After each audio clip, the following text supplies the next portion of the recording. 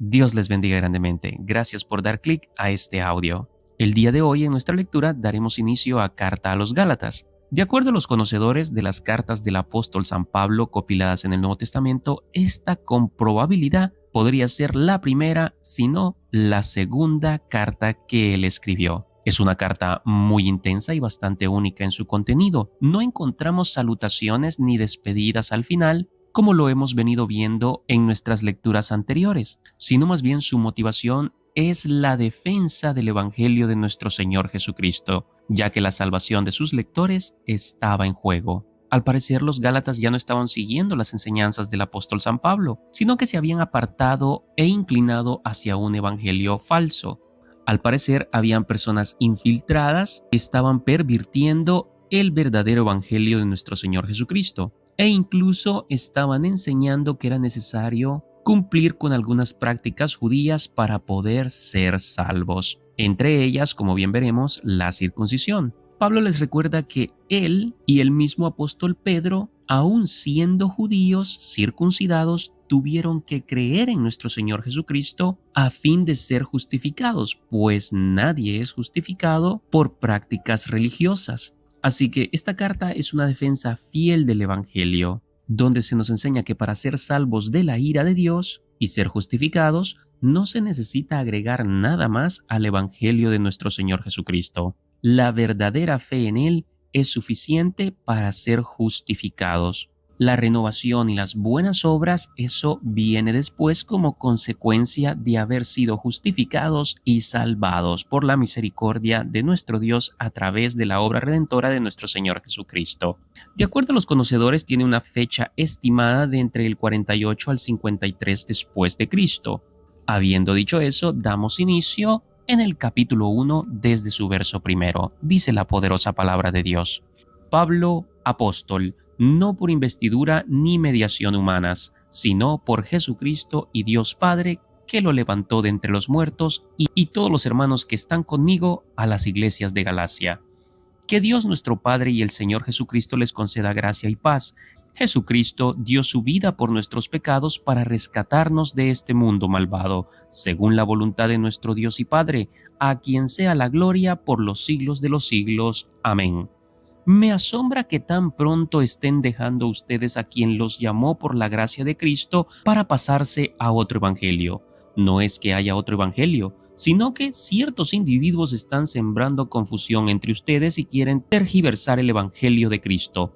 Pero aún, si alguno de nosotros o un ángel del cielo les predicara un evangelio distinto del que les hemos predicado, que caiga bajo maldición. Como ya hemos dicho, ahora lo repito, si alguien les anda predicando un evangelio distinto del que recibieron, que caiga bajo maldición. ¿Qué busco con esto? ¿Ganarme la aprobación humana o la de Dios? ¿Piensan que procuro agradar a los demás? Si yo buscara agradar a otros, no sería siervo de Cristo. Quiero que sepan, hermanos, que el evangelio que yo predico no es invención humana. No lo recibí ni lo aprendí de ningún ser humano, sino que me llegó por revelación de Jesucristo. Ustedes ya están enterados de mi conducta cuando pertenecía al judaísmo, de la furia con que perseguía las iglesias de Dios, tratando de destruirla.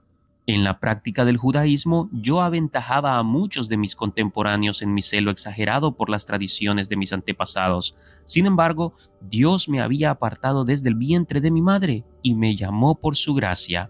Y cuando Él tuvo a bien revelarme a su Hijo para que yo predicara entre los gentiles, no consulté con nadie, tampoco subí a Jerusalén para ver a los que eran apóstoles antes que yo, sino que fui de inmediato a Arabia, de donde luego regresé a Damasco. Después de 3 años subí a Jerusalén para visitar a Pedro y me quedé con él 15 días. No vi a ningún otro de los apóstoles, solo vi a Jacobo, el hermano del Señor. Dios me es testigo de que en esto que les escribo no miento. Más tarde fui a las regiones de Siria y Cilicia, pero en Judea las iglesias de Cristo no me conocían personalmente, solo habían oído decir: el que antes nos perseguía, ahora predica la fe que procuraba destruir, y por causa mía glorificaban a Dios. Palabra del Señor. Dios les bendiga en sobremanera. Gracias por dar clic a este audio. Nos encontramos yendo en nuestra lectura a través de la carta a los Gálatas. El día de hoy nos corresponde el capítulo número 2. Repito una vez más, nuestra lectura del día de hoy se encuentra en Gálatas capítulo número 2. Dice desde su verso primero: 14 años después subí de nuevo a Jerusalén, esta vez con Bernabé, llevando también a Tito. Fui en obediencia a una revelación y me reuní en privado con los que eran reconocidos como dirigentes y les expliqué el evangelio que predico entre los gentiles, para que todo mi esfuerzo no fuera en vano. Ahora bien, ni siquiera Tito, que me acompañaba, fue obligado a circuncidarse, aunque era griego. El problema era que algunos falsos hermanos se habían infiltrado entre nosotros para coartar la libertad que tenemos en Cristo Jesús a fin de esclavizarnos. Ni por un momento accedimos a someternos a ellos, pues queríamos que se preservara entre ustedes la integridad del Evangelio.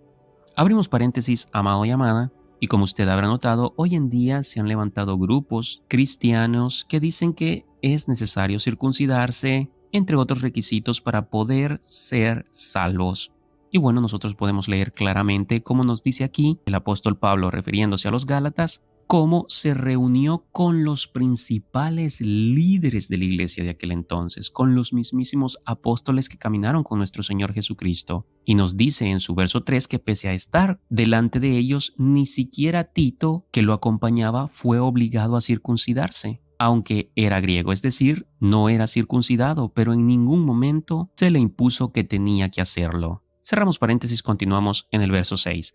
En cuanto a los que eran reconocidos como personas importantes, aunque no me interesa lo que fueran, porque Dios no juzga por las apariencias, esos tales no me impusieron nada nuevo, al contrario, reconocieron que a mí se me había encomendado predicar el evangelio a los gentiles, de la misma manera que se les había encomendado a Pedro predicarlo a los judíos.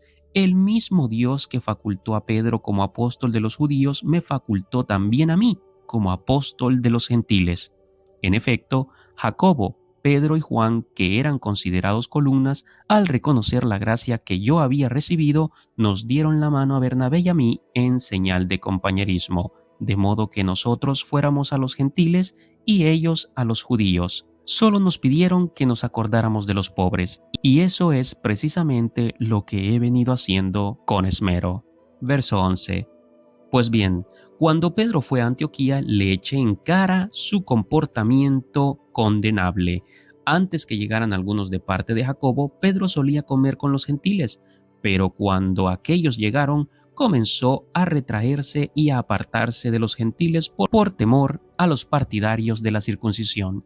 Entonces los demás judíos se unieron a Pedro en su hipocresía, y hasta el mismo Bernabé se dejó arrastrar por esa conducta hipócrita. Cuando vi que no andaban rectamente, como corresponde a la integridad del Evangelio, le dije a Pedro delante de todos: si tú, que eres judío, vives como si no lo fueras, ¿por qué obligas a los gentiles a practicar el judaísmo? Nosotros somos judíos de nacimiento y no pecadores paganos. Sin embargo, al reconocer que nadie es justificado por las obras que demanda la ley, sino por la fe en Jesucristo, también nosotros hemos puesto nuestra fe en Cristo Jesús para ser justificados por la fe en Él y no por las obras de la ley, porque por estas nadie será justificado. Amado y amada, abrimos rápidamente un paréntesis y como puede ver tenemos acá dos grupos, el de los gentiles que no son circuncidados, pero también tenemos el grupo de los judíos que sí lo son. Y bueno, Pablo les echa en cara que ellos, aun siendo circuncidados, fue necesario que creyeran en nuestro Señor Jesucristo a fin de ser justificados, porque la justificación viene por la fe y no por las obras de la ley. Entonces, los circuncidados y no circuncidados, al creer y poner toda su fe en nuestro Señor Jesucristo, de igual manera son justificados. Repito, sean circuncidados o no. Y perdón que me extienda, pero los judíos ya eran circuncidados y fue necesario que creyeran en nuestro Señor Jesucristo a fin de ser justificados. Así que ambos, judíos y gentiles, encuentran la salvación al creer en nuestro Señor Jesucristo. Las obras o rituales religiosos no salvan a nadie. Cerramos paréntesis. Ahora bien, Cuando buscamos ser justificados por Cristo, se hace evidente que nosotros mismos somos pecadores. ¿Quiere esto decir que Cristo está al servicio del pecado? De ninguna manera. Si alguno vuelve a edificar lo que antes había destruido, se hace transgresor. Yo, por mi parte, mediante la ley, he muerto a la ley, a fin de vivir para Cristo. He sido crucificado con Cristo, y ya no vivo yo, sino que Cristo vive en mí. Lo que ahora vivo en el cuerpo, lo vivo por la fe en el Hijo de Dios, quien me amó y dio su vida por mí. No desecho la gracia de Dios. Si la justicia se obtuviera mediante la ley, Cristo habría muerto en vano. Palabra de Dios. Dios les bendiga, amados oyentes. Gracias por acompañarme una vez más en nuestra lectura de la palabra del Señor. El día de hoy nos corresponde en el capítulo número 3 de la carta a los Gálatas. Dice la poderosa palabra de Dios. Gálatas torpes, ¿quién los ha hechizado a ustedes, ante quienes Jesucristo crucificado ha sido predicado tan claramente? Solo quiero que me respondan esto. ¿Recibieron el Espíritu por las obras que demanda la ley o por la fe con que aceptaron el mensaje? ¿Tan torpes son? Después de haber comenzado con el Espíritu, ¿pretenden ahora perfeccionarse con esfuerzos humanos? ¿Tanto sufrir para nada? Si es que de verdad fue para nada. Al darles Dios su Espíritu y hacer milagros entre ustedes, ¿lo hace por las obras que demanda la ley o por la fe con que han aceptado el mensaje? Así fue con Abraham. Le creyó a Dios y esto se le tomó en cuenta como justicia. Por lo tanto, sepan que los descendientes de Abraham son aquellos que viven por la fe. En efecto, la Escritura, habiendo previsto que Dios justificaría por la fe a las naciones, anunció de antemano el Evangelio a Abraham. Por medio de ti serán bendecidas todas las naciones. Así que los que viven por la fe son bendecidos junto con Abraham, el hombre de fe. Todos los que viven por las obras que demanda la ley están bajo maldición, porque está escrito: maldito sea quien no practique fielmente todo lo que está escrito en el libro de la ley. Verso 11. Ahora bien, es evidente que por la ley nadie es justificado delante de Dios, porque el justo vivirá por la fe. La ley no se basa en la fe, por el contrario, quien practique estas cosas vivirá por ellas. Cristo nos rescató de la maldición de la ley al hacerse maldición por nosotros, pues está escrito: maldito todo el que es colgado de un madero.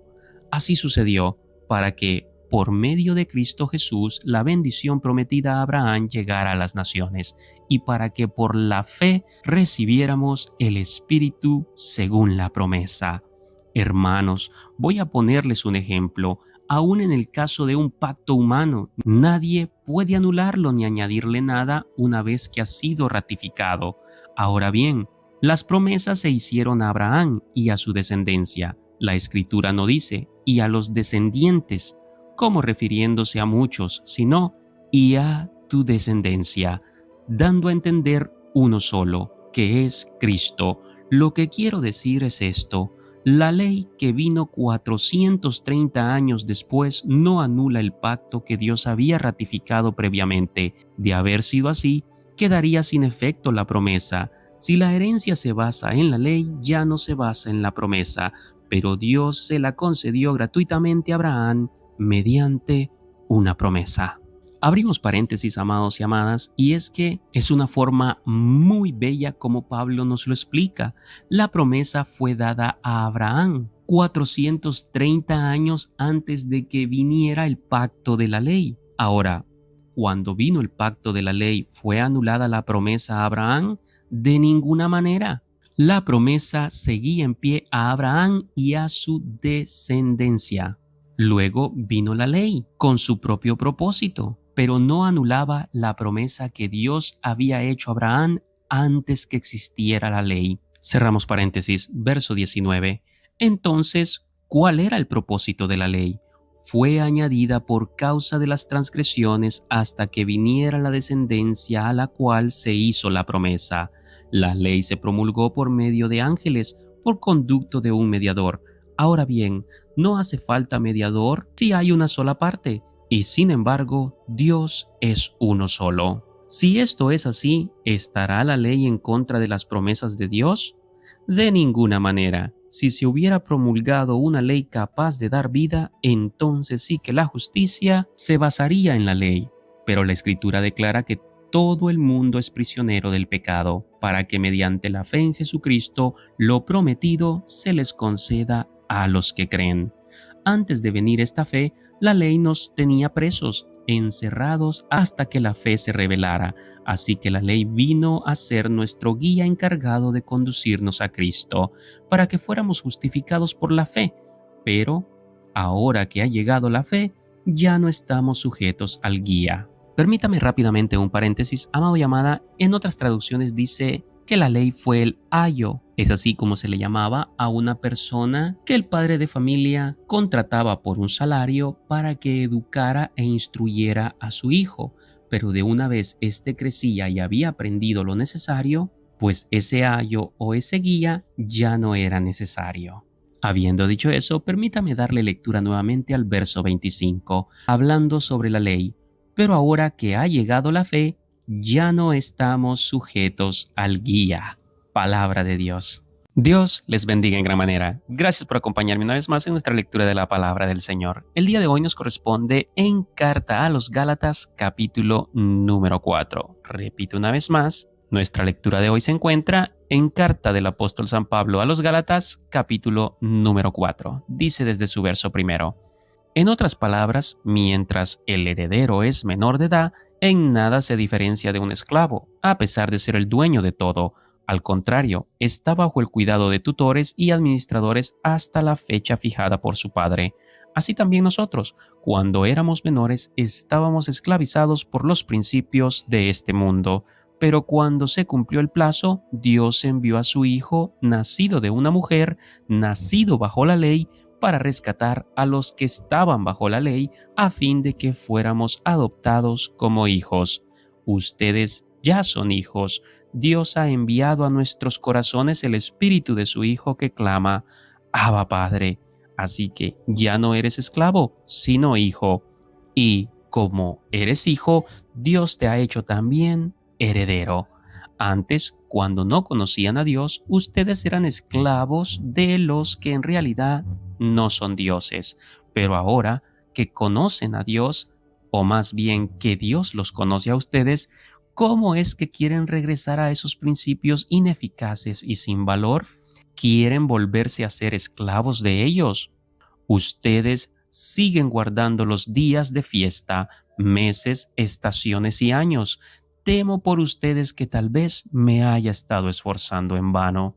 Hermanos, yo me he identificado con ustedes. Les suplico que ahora se identifiquen conmigo. No es que me hayan ofendido en algo. Como bien saben, la primera vez que les prediqué el Evangelio fue debido a una enfermedad, y aunque esta fue una prueba para ustedes, no me trataron con desprecio ni desdén.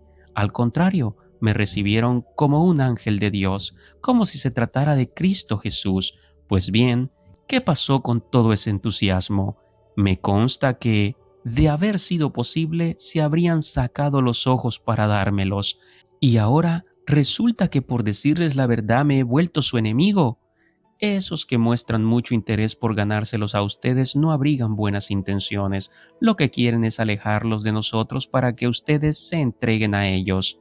Está bien mostrar interés, con tal de que ese interés sea bien intencionado y constante, y que no se manifieste solo cuando yo estoy con ustedes. Queridos hijos, por quienes vuelvo a sufrir dolores de parto hasta que Cristo sea formado en ustedes, cómo quisiera estar ahora con ustedes y hablarles de otra manera, porque lo que están haciendo me tiene perplejo. Díganme ustedes, los que quieren estar bajo la ley, ¿por qué no le prestan atención a lo que la ley misma dice?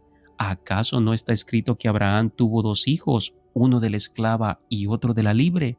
El de la esclava nació por decisión humana, pero el de la libre nació por cumplimiento de una promesa. Ese relato puede interpretarse en sentido figurado. Estas mujeres representan dos pactos. Uno, que es Agar, procede del monte Sinaí y tiene hijos que nacen para ser esclavos. Agar representa el monte Sinaí en Arabia y corresponde a la actual ciudad de Jerusalén, porque junto con sus hijos vive en esclavitud. Pero la Jerusalén celestial es libre, y esa es nuestra madre, porque está escrito: tú, mujer estéril que nunca has dado a luz, grita de alegría; tú que nunca tuviste dolores de parto, prorrumpe en gritos de júbilo, porque más hijos que la casada tendrá la desamparada. Verso 28.